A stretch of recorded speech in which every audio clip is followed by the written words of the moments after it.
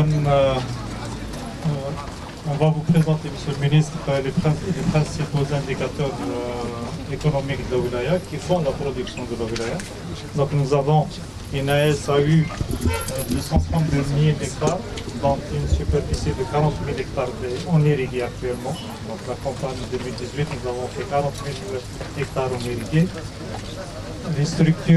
La structure agraire, elle est constituée de 24 700 exploitations. Nous avons presque 4 000 entre les OAI et les OAC. Donc nous avons... باغي نقول لك اسكو انت في راسك بني اون فا دير كو في مستغانم l'opération reconversion de droit de jouissance en droit de concession est réglée définitivement. Bien sûr. Définitivement. Absolument. Absolument. On n'aura aucun cas, pas de cas qui vont revenir. La commission de Wilaya, ils vont solliciter M. Louali, ils vont solliciter la commission. Ou les Katawana n'ont pas été tranchés. À l'exception, Monsieur le ministre, de ceux qui sont en justice. C'est tout. C'est tout. البرنامج أنجز فيما يخص 102 هكتار أشجار مثمرة، وكان عندنا يعني حجم قليل لأن الطلبات كثيرة ما قدرناش نلبوا كل رغبات البلدية. Comment ça s'est passé pour ces 102 hectares 102 هكتار ستادير اللي ريابرتي على حسب الريبارتيسيون على حسب الطلبات الأكثر وين كاين النجاعة أكثر. يعني وين كاين لا فوكاسيون تاع لاربوريكولتور. Concrètement, qu'est-ce que ça a donné D'abord, c'est quoi comme espèce Olivier. سي ديفيرسيفي. عندنا ستادير الأغلبية سي الزيتون، عندنا النفليي، عندنا المشمش، وعندنا البرقوق. يعني هذو الطلبات حسب الطلبات. وين عندنا اي بيبينيير راهي سبيسياليزي بار لا دي جي اف دون لو كادر دي 20 بيبينيير سبيسياليزي. وين عندنا ثاني اون برودكسيون. وحتى لي سبيسياليست راهم يجوا عندنا 2 ستاسيون اكسبيريمونتال، والعمال داو خبره وراهم ينجوا يوصلوا 80% 90% دو ريوسيت تاع لا غران. دونك سي تري امبورطون. عندنا اي بيبينيير والسيد الوالي راه يساندنا في هذا المشروع ومعاونينا ديجا عندنا نسار ميتي شابيل. بالنسبة à la production halieutique, s'il te وزير, comme j'ai dit, cette année on a fait 10 020 tonnes, c'est-à-dire 2017 et 2018 c'était une bonne production, notamment 85% de sati et de poisson bleu, qui est la plus demandée par le consommateur. المحمية هي عبارة عن 10,000 متر مربع مقسومة إلى جزئين، جزء مدفى وجزء مبرد في الصيف والشتاء، وطبعا توظف تقريبا 20 موظف دائم إلى 120 إلى 130 موظف موسمي من 4 إلى 6 شهور، بطاقة إنتاجية على مدار العام 30 مليون شتلة ما بين ملقمة وما بين عادي. منين نجيب لا سيمونس؟ مستوردة. منين؟ من عند بلاد واحدة ولا؟ بلاد واحدة، هولندا. إن شاء الله. نبقاو دائما نجيبوا لا سيمونس من هولندا؟ لا ماذا بينا نخدموا هنا. على ذيك اللي قلت لك، هل عندك رؤية مستقبلية؟ إن شاء الله عندنا رؤية على الشيء هذا. لا، يلزم تكون من الأهداف الأساسية. نعم. الأساسية أننا نخموا البذور هذه كيف لازم ننتجوها هنا. نعم صح. موجود دراسة. إلى متى نبقاو متوقفين صح على بذور تجينا من وراء البحر؟ ويلزم نصيبوا الحل والطريقة المثلى أننا ننتج البذور هنا. نعم. تلقيم بعد تكون في التلقيم. شوف كيفاش واش يخرج. شوف دلع. شوف هاي الدلع طلع فرج عليها. هاي الدلع هاي رقمتها على شتلة الكابوية. هذه الكابوية، هذه الدلاعة تغرسها في البلان في البرتقال، هو نوع من انواع الكابوية الهيبريد. وموسم حاليا موسم الدلاع والبطيخ. طبعا هاي هي الكابوية تنغرس. هذه عمرها تقريبا 10 ايام. وهناك اللي هو الدلاع اللي هو بنلقم الدلاع على الكابوية في الداخل. اول شيء اللي نعمل هي المالتيبليكيشن، اللي نحاول ننتج البذور، تكاثر البذور. وراح نحاول نبدا بدايه في اللي هي التهجين اللي نحاول نكون هنا مهندسين برا في الخارج باش يتعلموا كيف التهجين، طريقه التهجين. وان شاء الله قريبا من العام القادم لازم نبدا ولو اول خطوه ان شاء الله. وليتنا اننا نكون من على سنه سنتين اقصى حد اننا ننتج بذور الخضروات. الله اقوى من عقلك.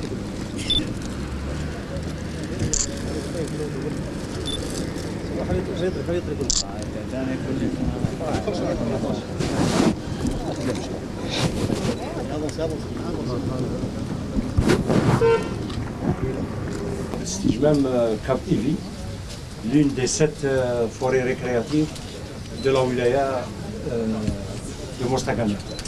هذه كاب إيفي صديق عندها خصوصية كبيرة لأنها عندها سمعة وطنية، والمشروع إن شاء الله تاع السياحي اللي موجود فيها ضمن 7 غابات استجمام نلحقوا إلى 120 عامل للقيام بكل الأشغال اللي رانا نديروا فيها.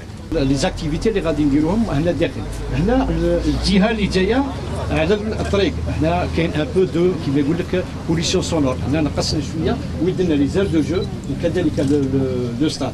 كي نجيو للداخل هنا وين كاين ان بو دو كالم درنا لي شالي كذلك لي طونت وحتى لاك ارتيفيسيال وين يكون كاين باغ اكزومبل دي زون دو روبو كذلك دو ديستراكسيون اللي يكونوا داخل الغابه. عندنا لو لاك اللي يكونوا فيه، وكذلك كاينه اون كاسكاد اللي تفوت في التي بي اف لو تروشي بارفور مذكوره في دفتر الشروط ان شاء الله، ونجعلها ان شاء الله غابه نموذجيه في مستغانم، ونجعلها بصمه في مدينه مستغانم ان شاء الله. والحمد لله السيد الوالي وجميع السلطات قدموا لنا كل المساعدات من اجل تسهيل انطلاق الاشغال. اليوم بالمناسبه اللي رانا متواجدين فيها اتصلنا سيد معالي الوزير لتسليم اول رخصه استغلال للسيد المستثمر سي محمد الزرفي. غابه ترفيهيه. محافظ.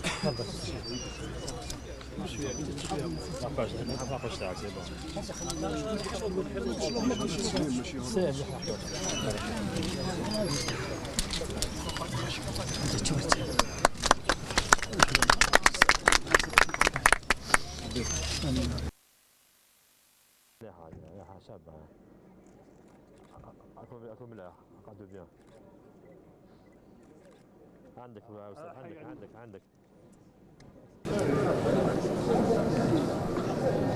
ما تقوم به الجزائر منذ 20 سنة في مجال الفلاحة والتنمية الريفية والاستثمار الفلاحي من خلق فضاءات موجهة أساسا لسكان الريف بمختلف شرائحه وسياسات الدعم المتتالية، وصولا إلى النموذج الاقتصادي الجديد من خلال المنظمات المهنية لمختلف الشعب وخلق ديناميكية لكل الفاعلين. اليوم وبفضل الله ومجهودات الفلاحين استطعنا أن نهيكل قطاعنا الفلاحي بتنصيب على مستوى الولايات 572 مجلس ولائي مشترك، واستطعنا كذلك أن نشرع في تنصيب 20 مجلس وطني مهني مشترك لكل الشعب، لكل ما تنتجه الفلاحة. الآن أصبح منظم في إطار مجالس وطنية مهنية مشتركة. ما وصلنا إليه في الحقيقة هو من توجيهات فخامة رئيس الجمهورية المجاهد سيد عبد العزيز بوتفليقة. نتمنى أن المجلس هذا يكون حقيقة بمثابة حقيقة رأس حربة لهذا المنتوج اللي هو الخضروات في بناء اقتصادنا، في بناء فلاحتنا. باش نعاود نرجع ليها، قلت لكم أن قيمة الخضروات اليوم 1000 مليار دينار. تصوروا تبذلوا مجهودات إضافية لحقها 1500 مليار دينار، كلها تذهب إلى نصها يذهب إلى الخارج، وقيمتها بالعملة الصعبة ومنفعتها على الاقتصاد الوطني. أهنئكم سيد الرئيس لكل أعضاء المجلس على الثقة اللي حرستوها من إخوانكم الفلاحين في شعبة الخضر. أشكر الجميع على تلبية الدعوة. أشكر مرة أخرى السيد والي الولاية السيد عميد جامعة عبد الحميد بن باديس على حفاوة الاستقبال وعلى ما وفرتموه من ظروف وإمكانيات من أجل إنجاح هذه التظاهرة اللي فيها خير للبلاد، فيها خير للاقتصاد، فيها خير للفلاحة. بالإضافة إلى ذلك سيكون من مهام المجلس جمع المعطيات اللازمة لوضع خارطة طريق لتوجيه مستقبل الشعبة بمختلف أنشطتها، لا سيما فيما يخص تحسين الإنتاج والتوجيه نحو تصدير منتوجات الشعبة.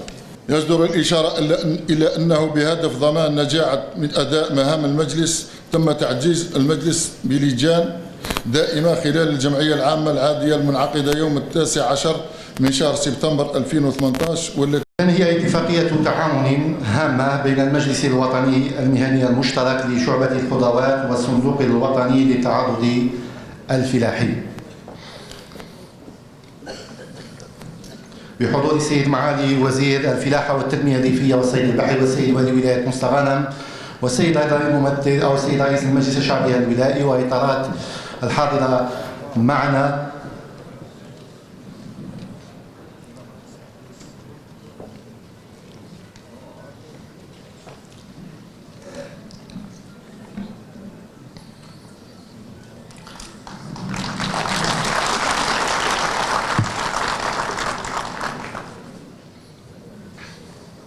إذن هي اتفاقية هامة نتطلع أن تقدم إضافة لازمة وضرورية كما أشار السيد معالي الوزير في كلمته لشراكة نوعية بين القطاع الفلاحي وبين الكثير من الفعاليات والأطراف والفاعلين في القطاع، الغرف الفلاحية وحتى المجالس الوطنية وحتى الفلاحين الحاضرين معنا اليوم أيضا في هذه التظاهرة بقوة.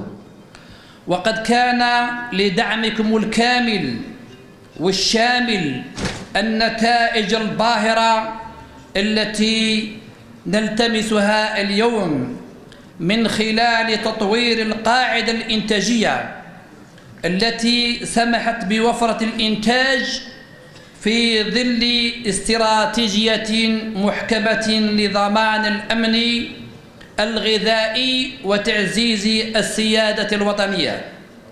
سيد الرئيس، إن الاستمرار لبناء الجزائر المعاصرة للمحافظة على مكتسبات الأمة في كنف الاستقرار يتوجب علينا نحن الفلاحين، كل الفلاحين في مستغانم وفي كل ولايات القطر الجزائري، كل من موقعه الالتزام والعهد لرفع التحدي وحتى نكون في مستواها ونشارك بكل ما أوتينا من قوة لتفعيلها وتجسيدها في أرض الواقع لننعم بأمننا الغذائي ونعزز سيادتنا الوطنية.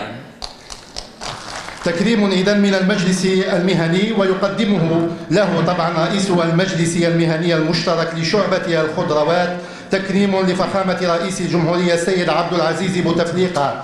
هذا الرجل رجل السلم والسلام ورجل الإصلاحات الوطنية تحت تصفيقاتكم جميعا.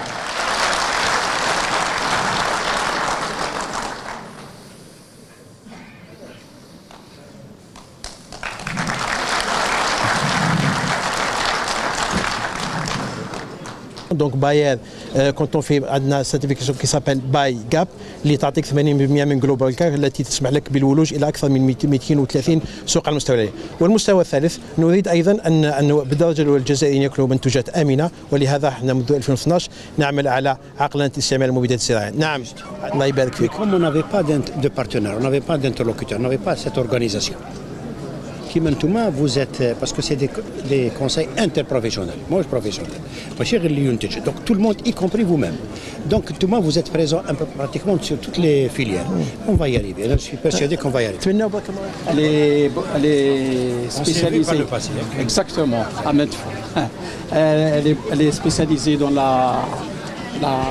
l'importation, la distribution des produits tels que les engrais solubles, les produits phytosanitaires. Je vous promets que tout Majma Kamel, on va se voir, on va faire le point chez nous, au ministère, toute la famille Takoum, qui est sur la fertilisation, tout ce qui est pesticides, engrais, toute la famille.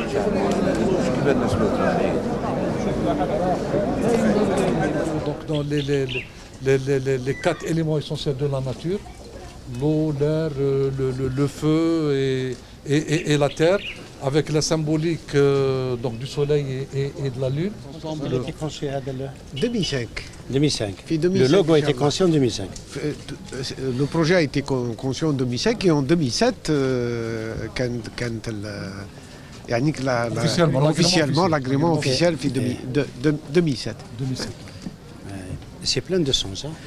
On essaye.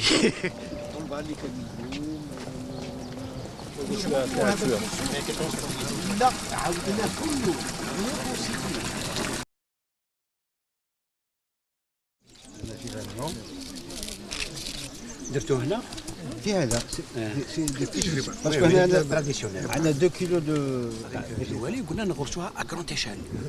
À grande échelle, c'est-à-dire que c'est des milliers, pour ne pas dire des dizaines de milliers d'organiques. Parce que l'organique qui dure sur 2 hectares, c'est rien, c'est 3 sur hectares, il faut vraiment travailler à grande échelle. Et on est sur ce schéma-là. On a été voir les pépinières en Europe. On a essayé, on est en train de développer à Blida, dans une pépinière moderne, l'arganier. L'arganier, c'est pour essayer d'être dans une dimension économique.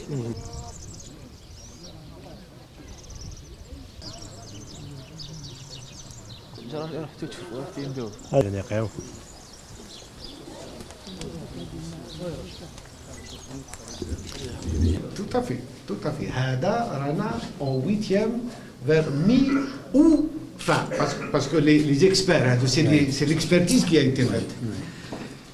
هذا دليل الخيرات و هذيك السرجه نتاعنا هذه كانت الدوله تاع الخيانه تاع الامير جيست الامير تاعو لا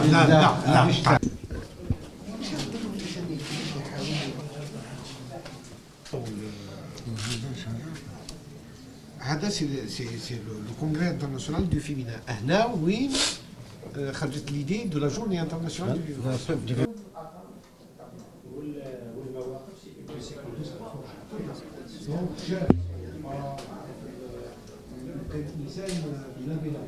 Qui avait lancé le prix de la meilleure مؤسسة je fais partie d'une مؤسسة c'est pas une question personnelle l'Amir nous appartient à tous il appartient à l'humanité l'Amir جلالة العريف من تونس والسيد المدير العام للغابات لإمضاء اتفاقية الشراكة بين مؤسسة جنة العريف ومديرية الغابات بالجزائر بالعاصمة فليتفضلوا مشكورين.